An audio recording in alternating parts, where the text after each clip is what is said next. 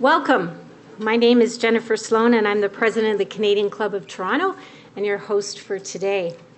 We are proud of our 118-year history as the leading public affairs podium in the country, and we're proud of our commitment to providing a diverse set of guest speakers who address issues in a way that our ever-quickening pace of life rarely allows. Led by a volunteer board of directors, we are dedicated to encouraging open and accessible debate on issues that matter to Toronto, to the province, and to our country. Through our youth and young leaders programs, diversity partnerships, accessibility commitments, as well as through our media partnerships and social media properties, we provide opportunities for Canadians around the world to engage with leading political, business, and public figures. Thank you for joining our conversation today. And to kick us off, I'm going to ask Minister Kenney to draw a business card, and the lucky winner will receive a $25 gift certificate from Target. And Lynn Chow, the executive director of the club, will announce the winner. The winner is Lee Weisling. Congratulations. Congratulations, Lee, and happy shopping.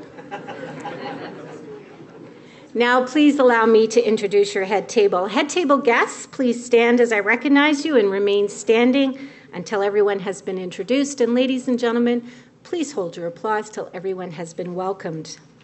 Scott Milligan, Executive Vice President and CFO, Morneau Chappelle. Bernadette McKenzie, President and Chair, Essential Skills Ontario. Julia Shindoy, General Counsel and Secretary to the Board, Ryerson University. Alan Odette, President and CEO, Ontario Chamber of Commerce, and a past president of the Canadian Club of Toronto. Linda Franklin, President and CEO, Colleges Ontario. Ivan Solano, PhD candidate, Graduate Department of Rehabilitation Science, University of Toronto, and a 2014-15 Civic Action Diversity Fellow. Ratna Omavar, Executive Director, Global Diversity and Migration Exchange, Ryerson University, and a Director of the Canadian Club of Toronto. John Walsh, President, Conservative Party of Canada, and our speaker today, Canada's Minister of Employment and Social Development, the Honourable Jason Kenney. Ladies and gentlemen, your head table.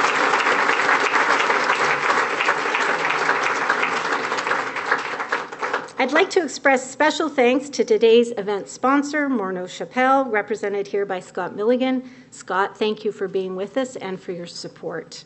I'd also like to welcome a group of Havergal College students, sponsored by Julia Lorenzo. Yay.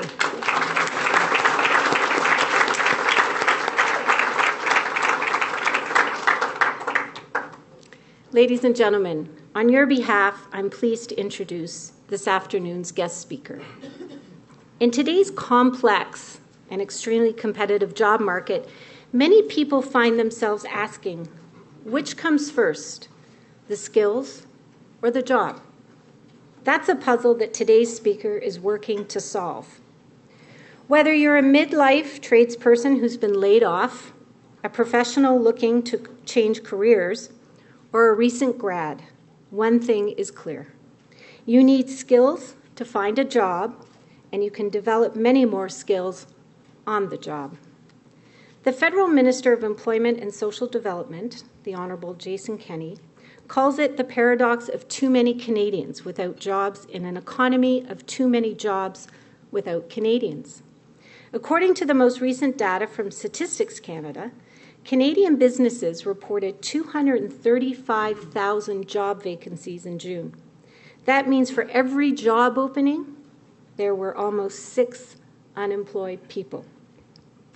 There are many measures being taken to make sure that those looking for work have the skills they need to find one.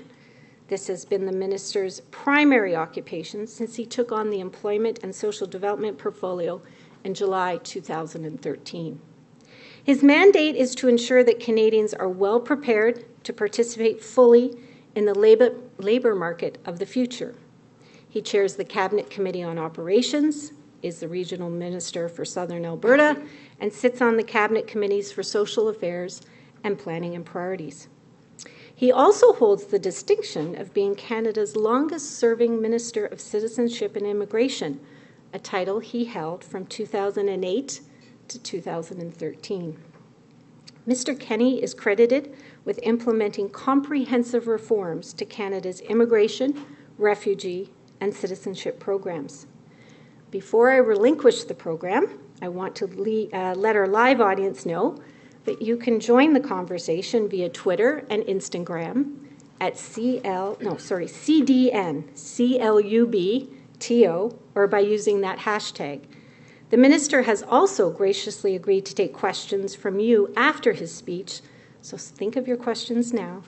And now, Minister Kenney, the Canadian Club of Toronto, Canada's podium of record, is yours.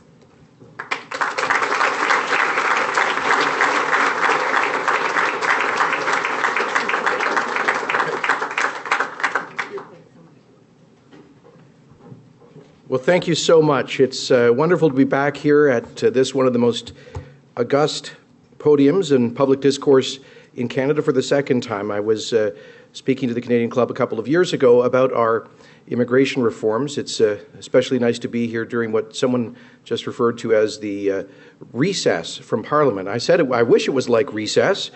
But in fact, during 10 days, I've been in 10 different cities. So much for the break week.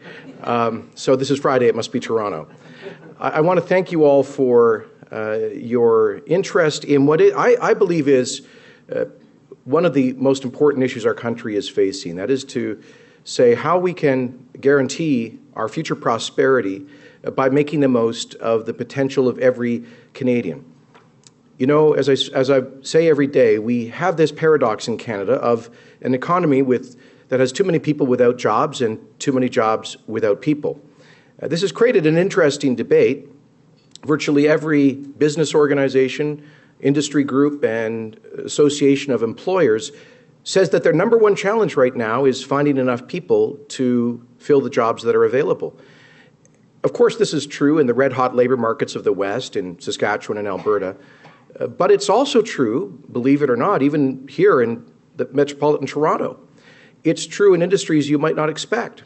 You know, in Southern Ontario in the past, since the global economic downturn in 2008, we've seen the loss of over 300,000 manufacturing jobs in this industrial heartland of our country. And yet, when I speak to owners of manufacturing companies, they tell me their number one challenge right now are finding people with the right skills to work in their operations.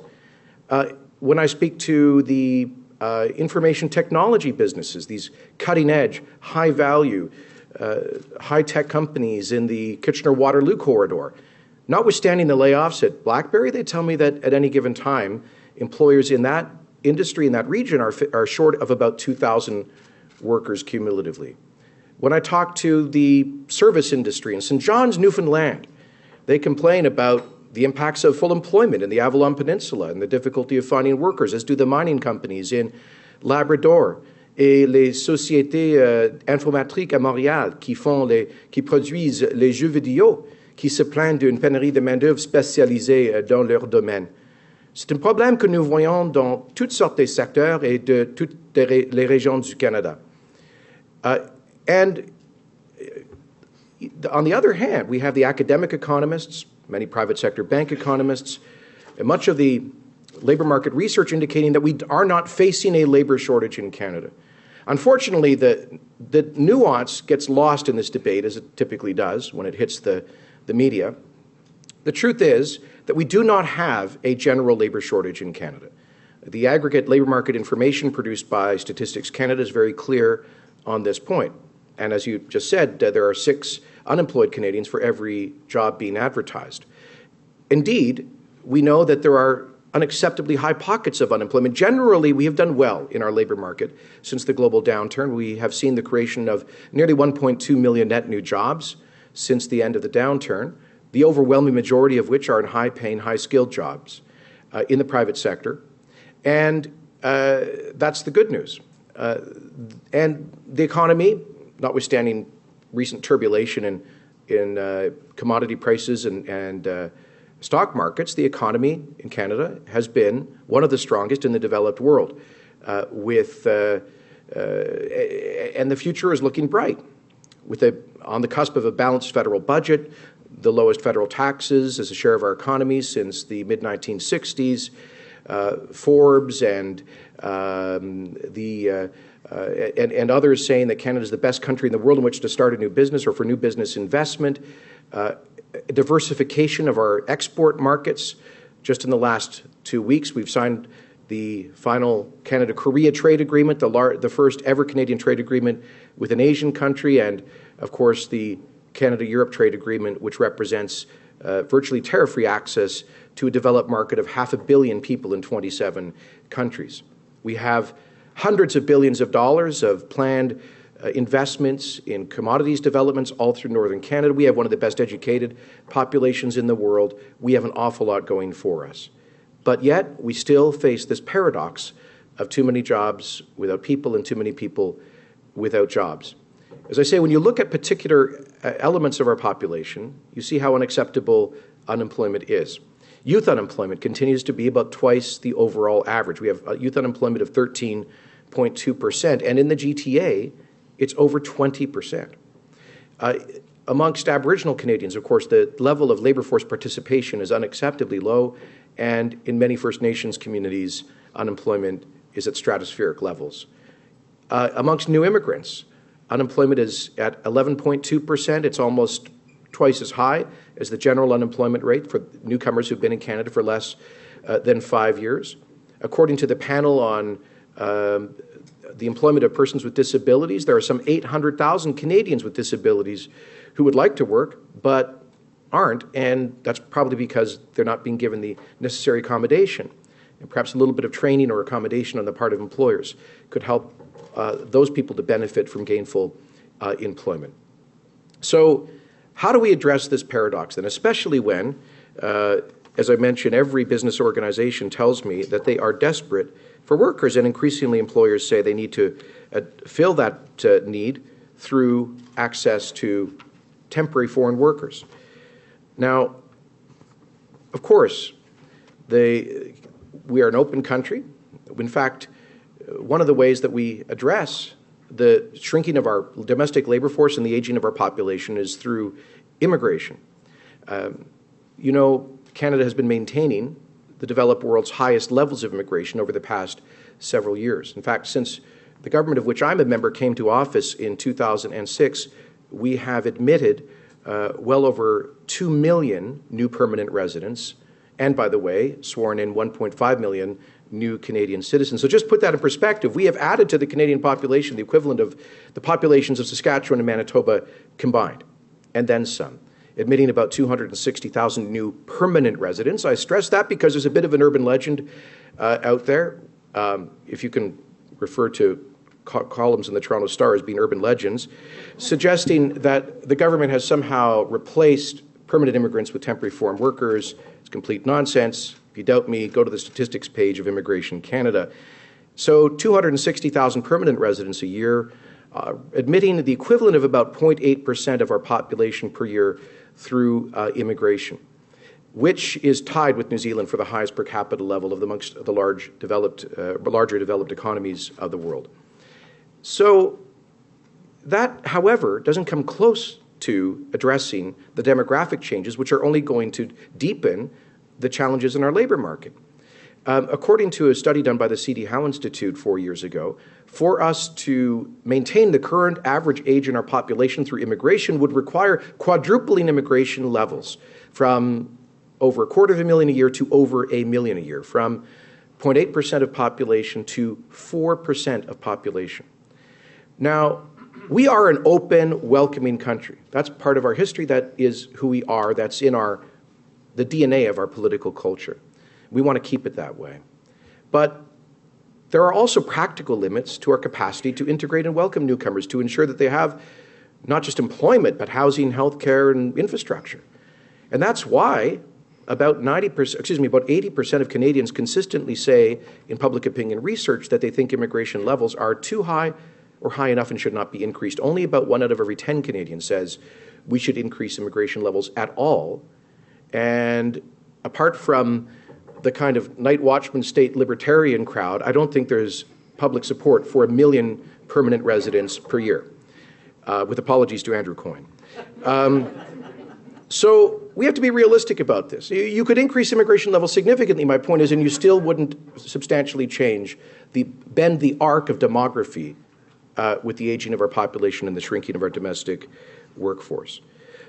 So my view was, first of all, we have to get the most out of the newcomers who arrive, and they need to get the most out of Canada in terms of opportunity and the realization of their potential. First, before just raising immigration levels arbitrarily, which we know doesn't work mathematically to address the aging of the population, before considering that, we should consider addressing the chronic problem of underemployment and unemployment amongst newcomers. I mentioned the almost 12% unemployment rate amongst new Canadians who've been here for less than 5 years. But what that doesn't show you is the huge problem of underemployment. Over 2/3 of immigrants to Canada end up working in fields other than those for which they were trained. And, you know, in the theaters now we have the movie Dr. Cabby. We all know that phenomenon. It's a bit of a myth, but many myths have a kernel of reality in them. And the reality is this. For 40 years, we have seen declining economic results for newcomers. Immigrants to Canada in the early 1970s used to make about 90% of the median family income. That's down to about 65%. And how does this make any sense? That you would admit 250,000 new Canadians into an economy that has labor and skill shortages in various regions and industries, but a disproportionate number of them end up being unemployed and underemployed. Something wasn't working.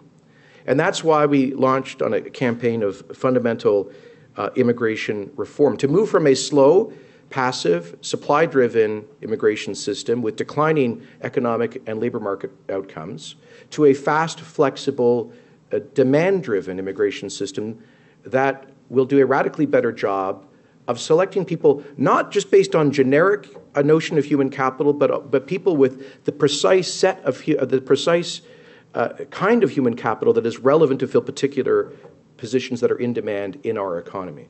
Now, some of our critics have said this is sort of a mercantilization of the Canadian immigration system. It's a commercialization of the system. I say, you know what? The data, we're following the data. The data tells us, the evidence tells us, that newcomers who arrive with a prearranged job are making on average $80,000 after their third year in Canada versus those who arrive without a prearranged job who make half as much 3 years into their Canadian residency. So why should it even be contentious that we seek as much as reasonably possible to line up newcomers with jobs so that the employers have already done an evaluation of their education, of their competencies, of their professional license, to ensure that they are at or close to the Canadian standard. That's essentially what our new system seeks to do. Greater involvement on the part of employers, not to bring people in as temporary residents, but as permanent residents. A faster system, so that's actually relevant, because in the old system, where our big immigration program was taking 8 years to go through the queue, of course employers weren't going to wait 8 years to fill a position with someone from abroad. Now they can, in the new system called Express Entry, being launched in January of 2015, modeled in large part on the successful immigration reforms in Australia and New Zealand, we'll be able to do that, we hope, in 3 to 6 months as permanent residents. We're now doing an evaluation of the quality of people's education and its relevance to the Canadian standards in the selection process. So we no longer attribute the same value to a degree from the Indian Institute of Technology, the MIT of Asia, as we do to the dodgiest college in India. We now actually do a qualitative assessment, which will help to select people whose degrees will likely be recognized in Canada. And we're working with the professional licensing bodies to do as much as possible a pre-evaluation of people's professional licenses before they get here. There are some countries where to be an engineer essentially means to have a perhaps 1-year college certificate and to be what we would call a repairman, not to be a professional engineer with a graduate degree. So we need to know that, and that person needs to know that before they come to Canada and find that their hopes and aspirations are being frustrated. So it's about being fair to newcomers, it's about helping them to realize their potential, and it's about making the most of everyone who comes to this country. And a number of other aspects of immigration reform, very important, like a better geographic distribution of newcomers. It's a bit contentious here in Ontario, but I don't think it's a bad thing that we now see. Ontario continues to receive 45% of newcomers to Canada. It used to be closer to 60%. It's equivalent to Ontario's share of the population. We now have, you can go to places like Swift Current, Saskatchewan, and have a curry lunch. That's something new, I can tell you. You can go to Trochu, Alberta, and visit the Filipino grocery store. I think it's wonderful to see this new wave of diversity happening in rural Western Canada with its red-hot labor market, welcoming communities where people are finding wonderful futures. Another aspect of those reforms. But as I say, immigration reform in and of itself is not the solution. It's part of the solution. We won't solve this paradox of too many people without jobs and too many jobs without people without significant reform of our domestic vocational education, training, and labor market policies. And that's what I'm primarily focused on now. And I know with many of the partners in this room, Essential Skills and Skills Canada, many of the colleges and polytechnics, and both in the private and public sector represented in this room, are doing this work every single day. The reality is this, that it makes no sense that we should have high levels of youth unemployment, for example, and high levels of underemployment for young Canadians with university degrees in an economy with acute skill and labor shortages. And so we need to do something differently. This is why I led a skills mission to Germany and the United Kingdom earlier this year, to look at how others do it differently. Sometimes we Canadians, as sort of cosmopolitan as we imagine ourselves, I think sometimes we're a wee bit parochial. Sometimes actually it's useful to look hard at better models with better outcomes in other parts of the world. Germany, for example, in fact, the Germanic vocational education systems of Germany, Austria, Switzerland, Denmark, and to some extent the Netherlands have an extraordinarily robust integrated system of dual training vocational education with massive investments by the private sector and with extraordinary outcomes. What do I mean by that? In Germany, in those systems, typically about 2/3 of secondary school leavers at the age of 16 go into paid apprenticeship programs based on dual learning, where they spend several days a week on a work site, making a decent basic salary, and a couple of days a week in a Berufskolleg, in a vocational training institute, in one of 350 apprenticeable trades. We think of trades here as construction trades. In Germany, it can be service industry, it could be banking, an enormous array of different occupations, which means that they have created standards and formalized training programs for all of those occupations. Typically, those apprenticeship programs take 3 years to complete. So you've got 2/3, roughly, of youth in those countries leaving the dual training at the age of 19 with a certificate that has enormous prestige and value attached to it. This is one of the key learnings in the Germanic training system, that trade apprenticeship certificate, in the case of Germany, a federal system recognized equally in all of their landers, is considered as having the same economic and social value as a university degree. Now, I know it's hard for us to process this, but it's not just the politicians and the labor union leaders and the educators at the colleges who say this, the employers. Academics tell me this. I remember the leading expert in German post-secondary education, a guy with 2 PhDs, tell me that he was concerned to see a slight increase in the number of young Germans going directly into academic university programs as opposed to apprenticeship trade programs. I don't think I would ever hear that from an academic in Canada. And so this is what they call in the Germanic systems the parity of esteem, by which they mean the parents, the high school counselors, the teachers, the entire culture says to young people that there is an equality of esteem between different occupations, professional and technical vocations, between university education and trades training.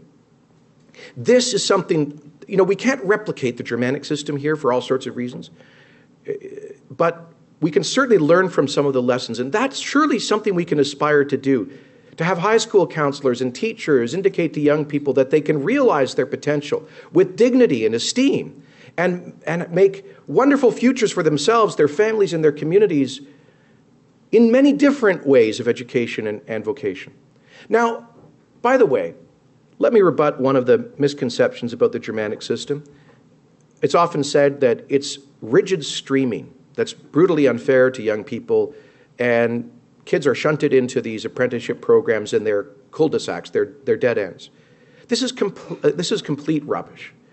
The truth is that the Germanic systems are constantly innovating and are incredibly flexible, as they say, permeable, meaning a 19-year-old who leaves with a trades training certificate, with an apprenticeship certificate, can then, if he chooses to do so, he or she can go on to a university program. Not necessarily just a conventional Canadian-style university. They could go to a co-op university where they continue to get practical learning with an employer and theoretical learning in a classroom.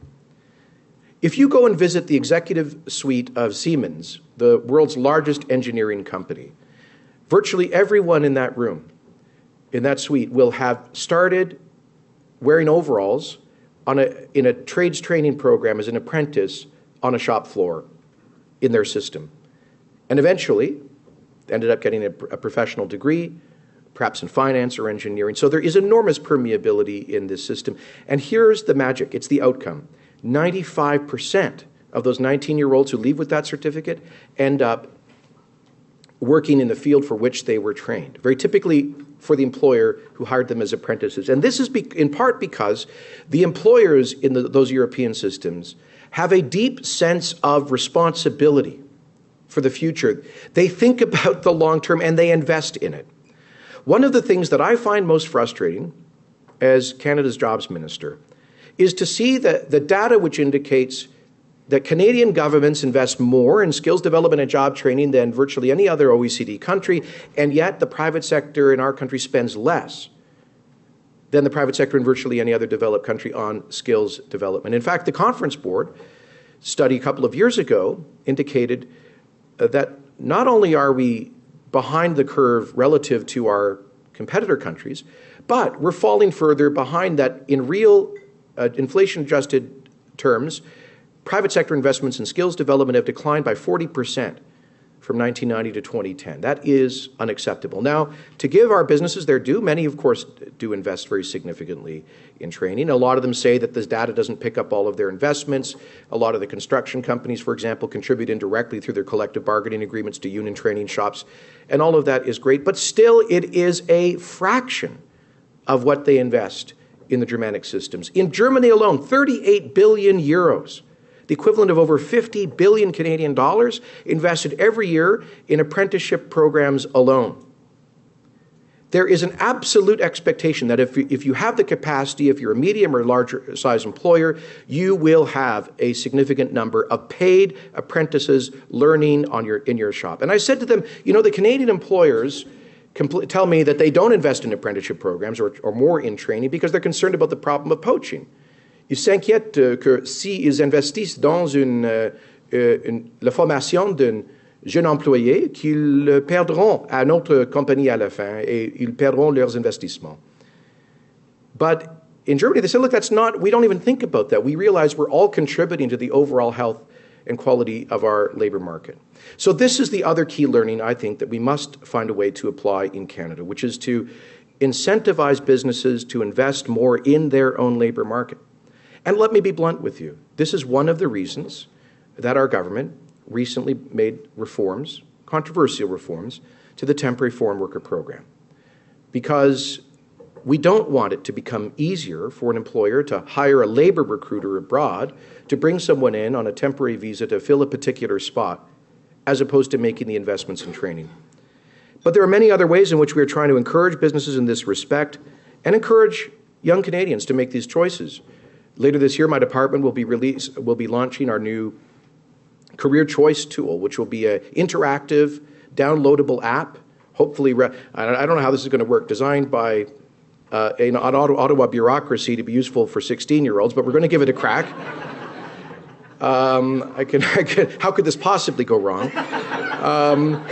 We're going to give this a crack so that a 16-year-old starting to think about their future can on their smartphone figure out that they have much better employment and income prospects as a journeyman plumber than as a BA in political scientist. We already have a surplus of those in Ottawa anyway.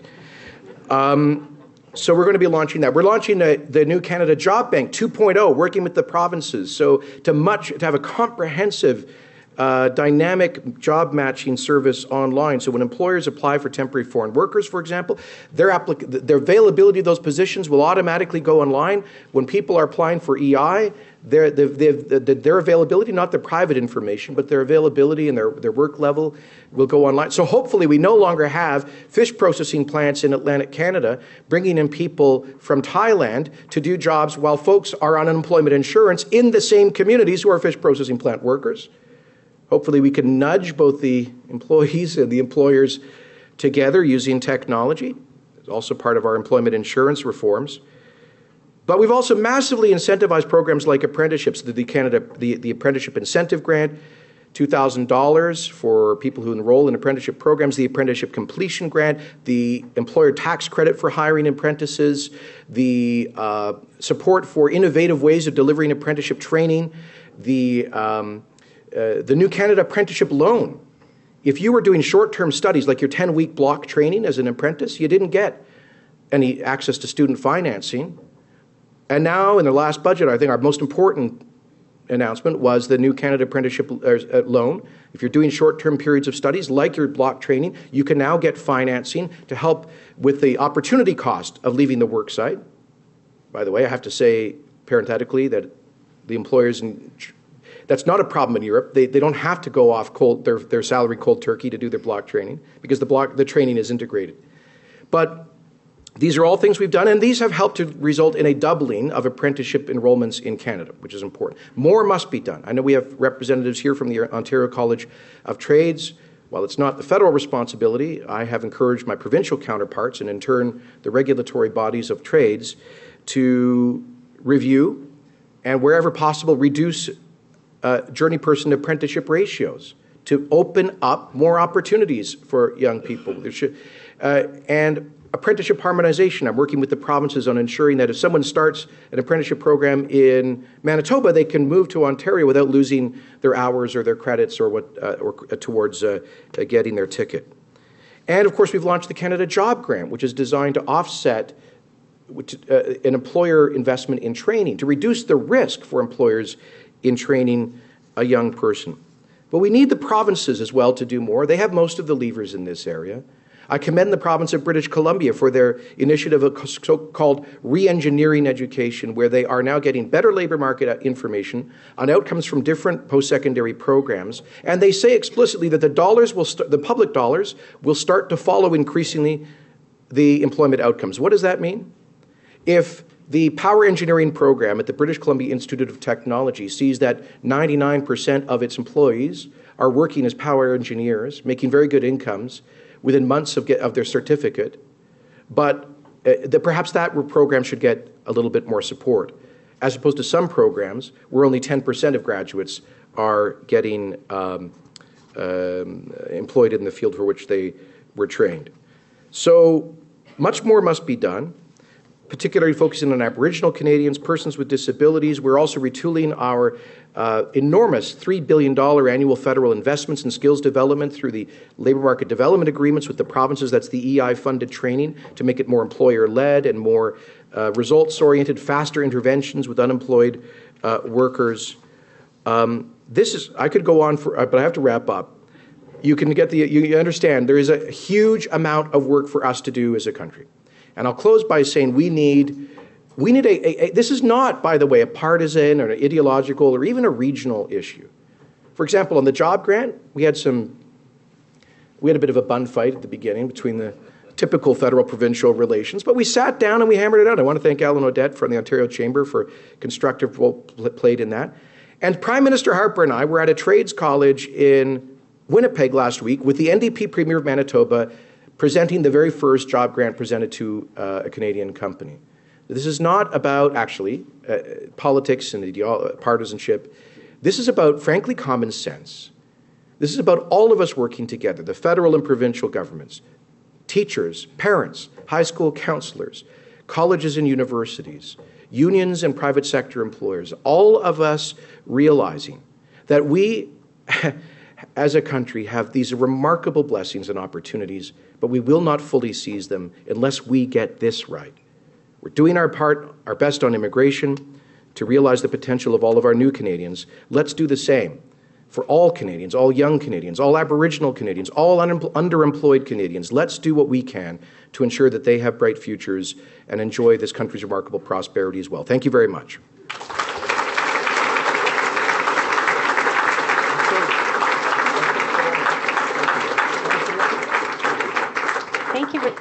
Thank you very much, Minister. And as I noted at the onset, the ministers agreed to take a couple of questions.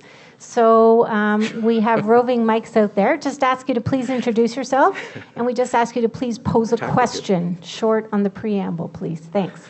In the back. And to you, Human Resource Consultant. Minister Kenney, as you are probably aware, there are more Canadian citizens who live in Hong Kong than there are Canadian citizens who live in Saskatoon, Thunder Bay, or Moncton, with the latest numbers estimating that at least 300,000 Canadians live in Hong Kong right now.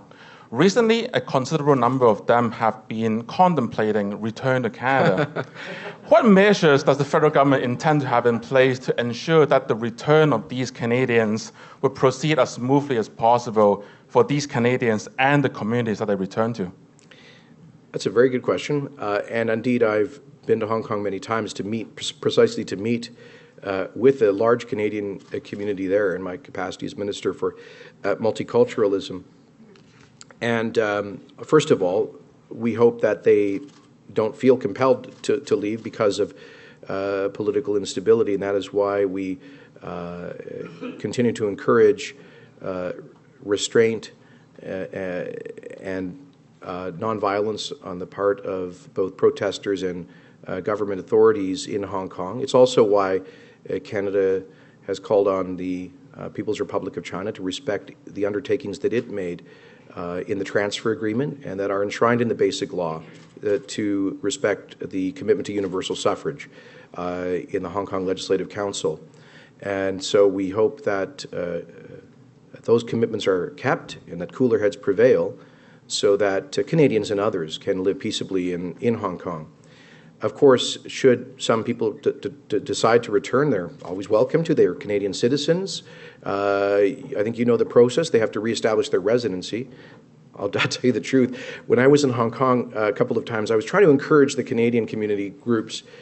I said, how can we get all the Canadians over here more involved in Canada, raising funds for Canadian charities and joining Canadian organizations and maintaining an active connection to Canada? And most people said to me, Minister, that's a great idea, but most of us want to do everything we can to maintain our non-residency for tax purposes.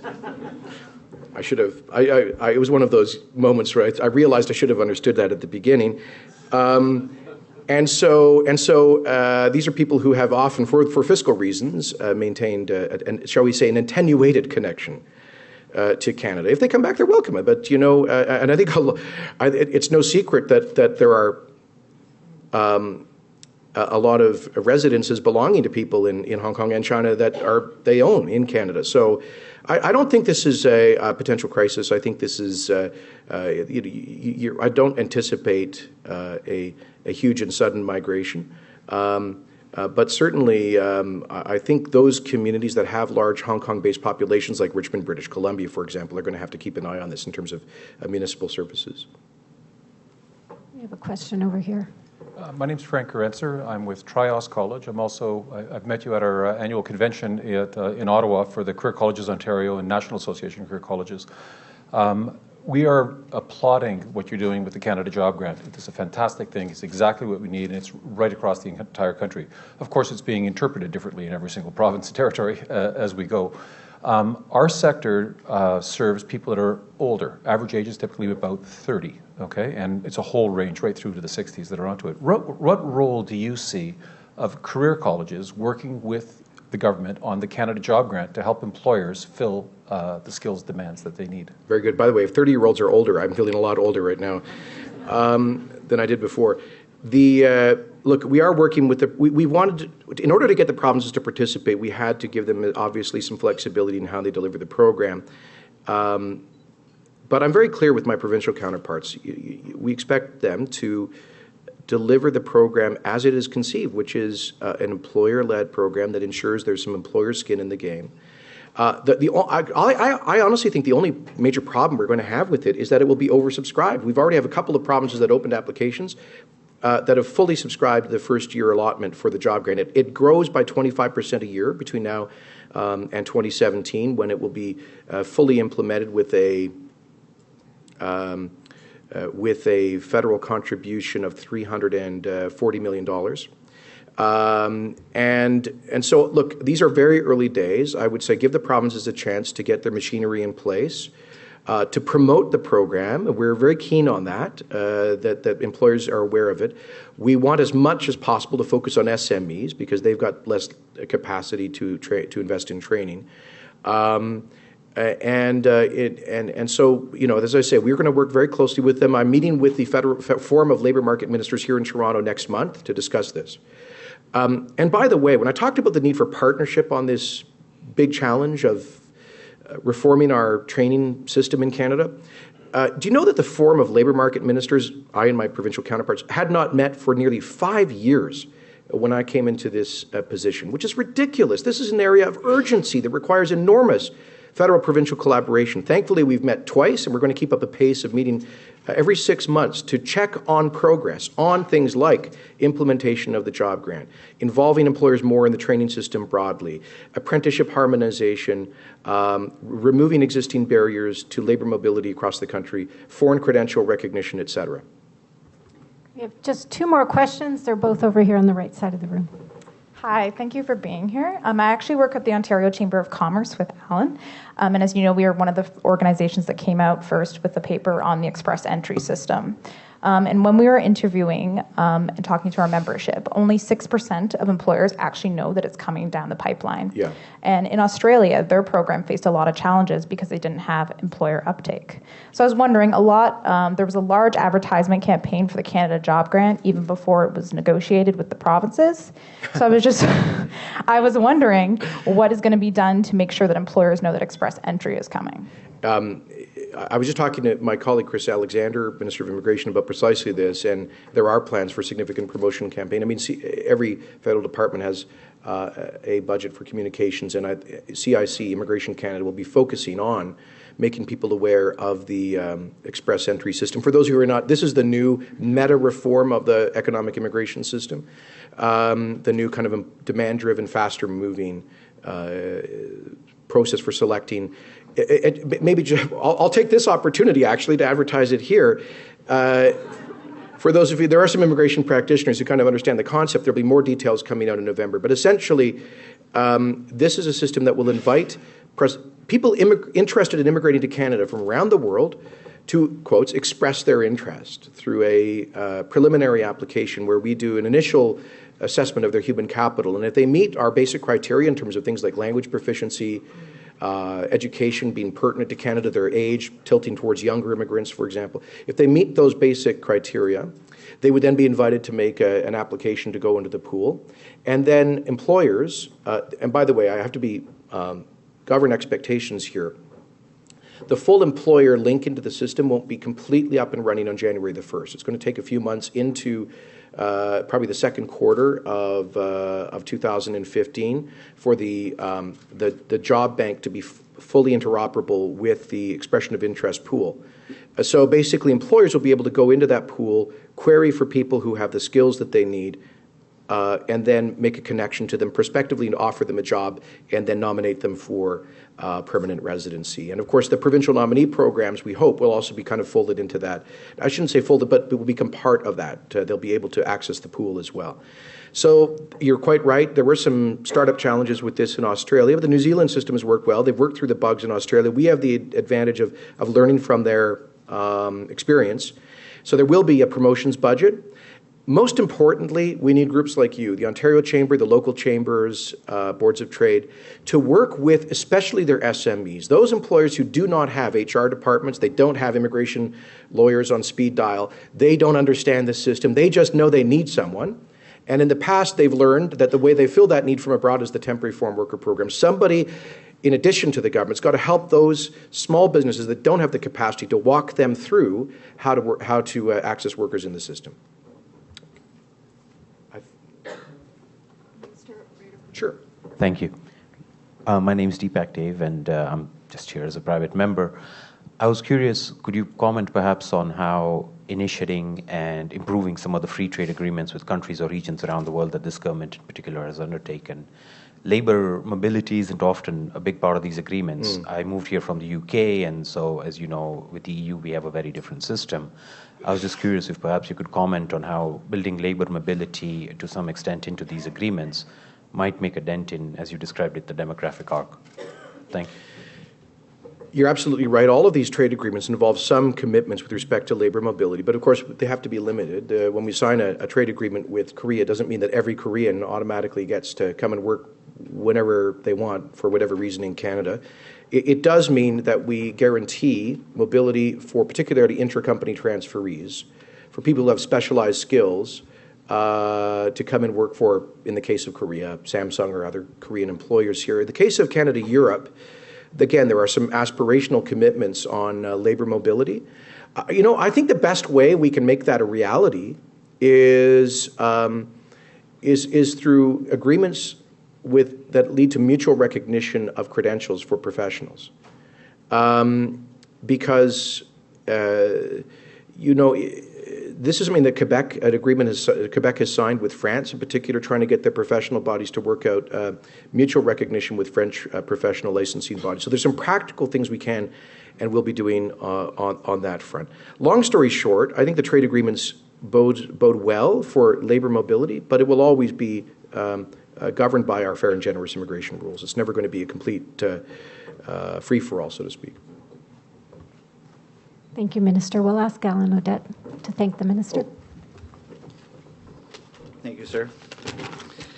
It's a pleasure to see you here today. I want to offer my personal thanks and gratitude.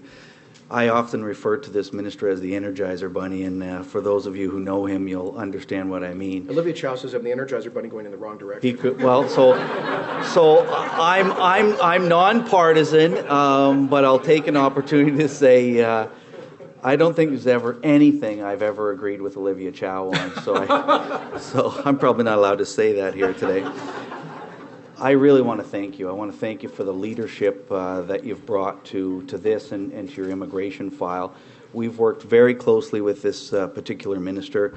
His comments earlier about Siemens, I spoke with the CEO, Robert Hart, of Siemens this morning, and at our economic summit next week, we're going to spend some significant time talking about the very issues, the role and responsibility of employers in this whole equation. And while I think there are many employers doing a great job, there's a tremendous amount of more opportunity for them to participate at a different level.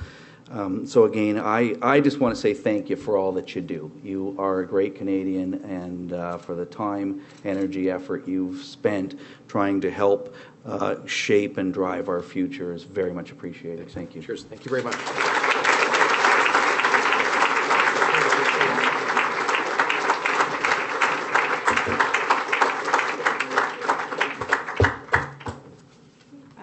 Thank you very much, Alan, and I'd like to echo your message and thank the Minister for being with us.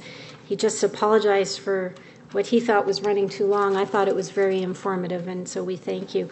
I'd also, again, like to thank Myrno Chappelle for your sponsorship today. Thank you for your support.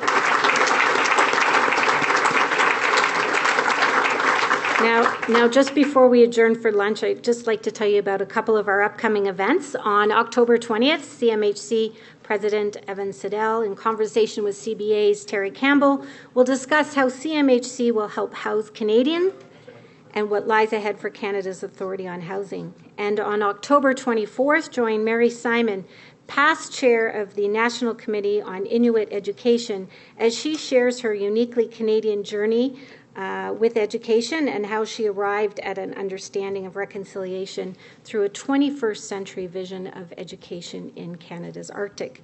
And lastly, before I adjourn today, I'd like you to take a peek on your tables. We have event survey cards. The Canadian Club is always looking for ways to improve your experience, so please take a minute and help us by sharing your thoughts and comments, including whether you've liked our new shortened luncheon format.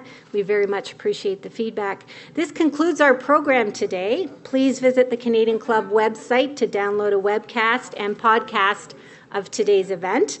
To learn more about the club and our upcoming events, please visit us at www.canadianclub.org. And before we adjourn, ladies and gentlemen, would you please rise as you are able and join me in a toast to Canada? To Canada. Thank you for being a very attentive, engaged audience today. Have a great afternoon and a fantastic weekend. Thank you.